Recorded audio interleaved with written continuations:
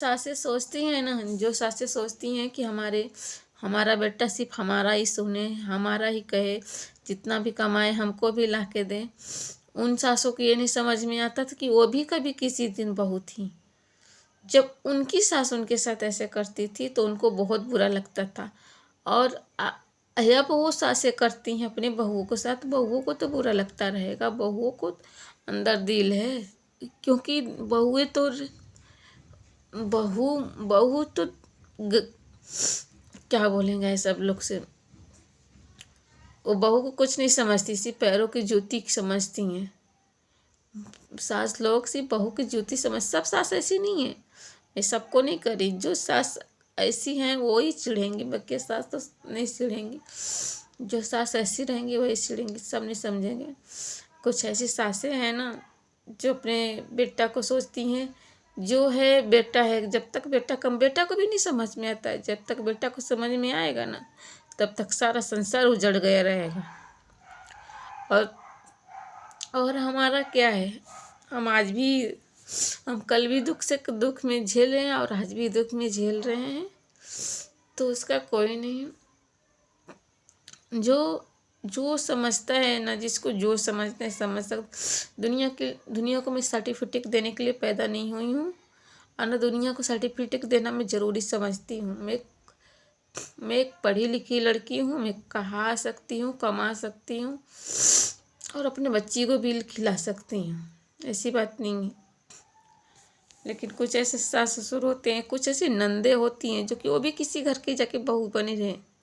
कुछ ऐसे ननद भी होती हैं, वो भी किसी घर की बहू होती हैं, लेकिन वो भी एक औरत हो के दूसरी औरत पे इतनी कलंकित नाम डालती हैं ना। मैं सोचती हूँ कभी मेरा वीडियो मीडिया तक जाए, फिर मीडिया में मैं ये जवाब दूंगी, क्यों लड़कियों को ये बनाया गया है।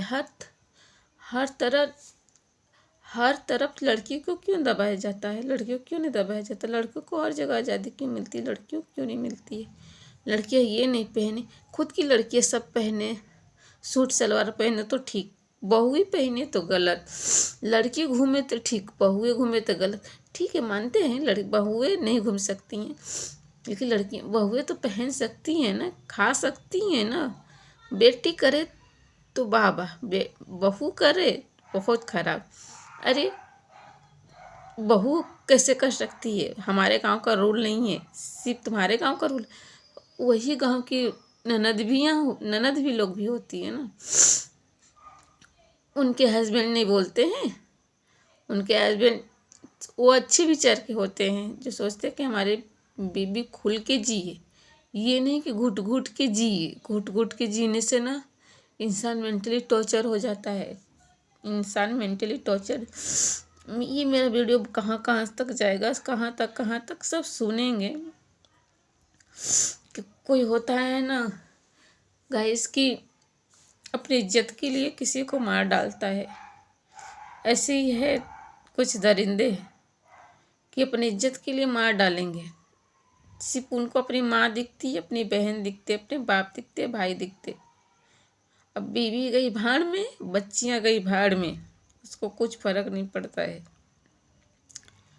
और क्या ही बोले आप लोग से, जितना बोलूँ उतना मेरे लिए कमी है। हमको तो भगवान ने बचपन से ही दुख दिया है, ताज है तो कौन बड़ी बात है। मेरा एक सपना है कि मैं खुद कमाऊँ, खुद के ऊपर डिपेंडेंट रहूँ। अब मैं किसी के आगे हाथ ना पसारूँ, क्योंकि मैंने जब भी हाथ पसारा है तब पैसा नहीं, ताना मिला है हमें। सबने ताना दिया है, छोटे से लेके बड़े से लेके छोटे तक सबने ताना दिया है। सास से लेके ससुर तक, ससुर से लेके आदमी तक, आदमी से लेके ननद तक,